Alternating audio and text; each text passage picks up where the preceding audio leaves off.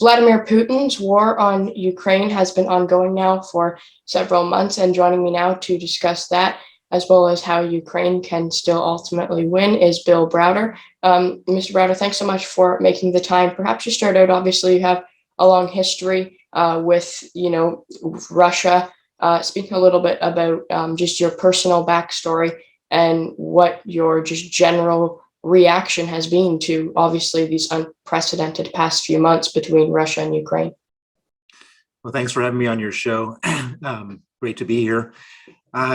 So I was once the largest foreign investor in Russia in the 1990s and early 2000s.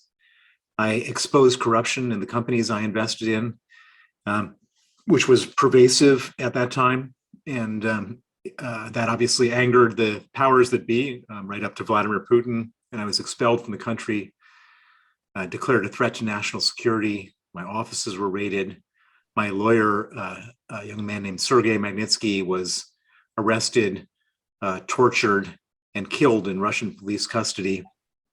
And I've spent the last 12 years since he was murdered, it was in 2009, going after the people who killed him. And that's led to a piece of legislation called the Magnitsky Act, which exists in the United States, Canada, UK, and 34 countries in total, which sanctions the Putin regime for committing these terrible atrocities. And the war, I believe, is very much a function of what I witnessed with my own eyes in Russia, which is that it was such a corrupt country, and the corruption was all going to such a small number of people, including the president, that he needed a way of distracting his population.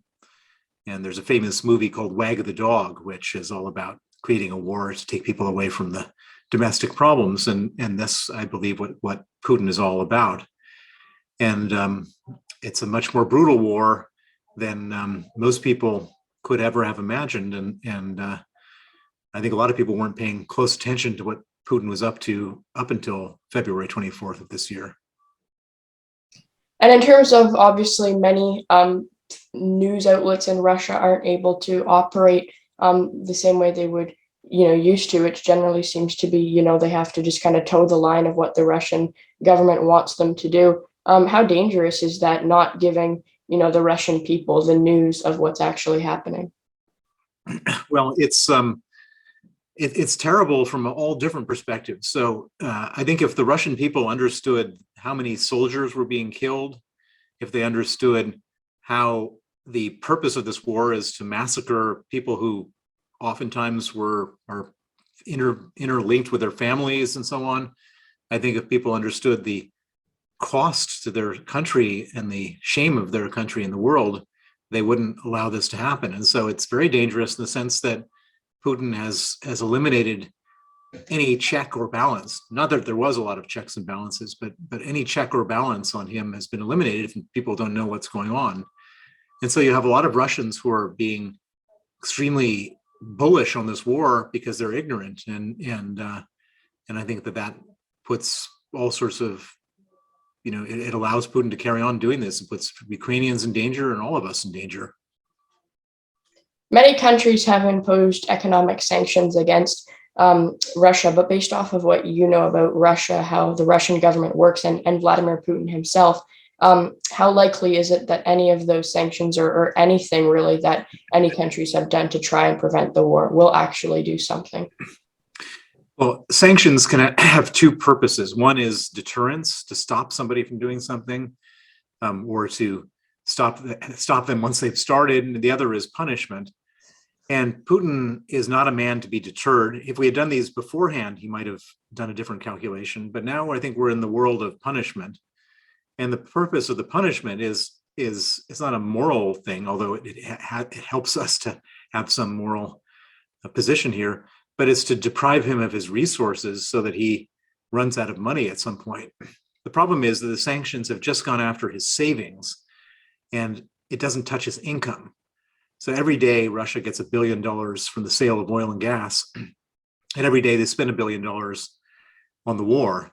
And so in theory, if they don't stop, if we, the West, don't stop buying Russian oil and gas, he could carry on this murderous war into perpetuity. So the sanctions are not quite there yet, or not anywhere near there yet, I should say.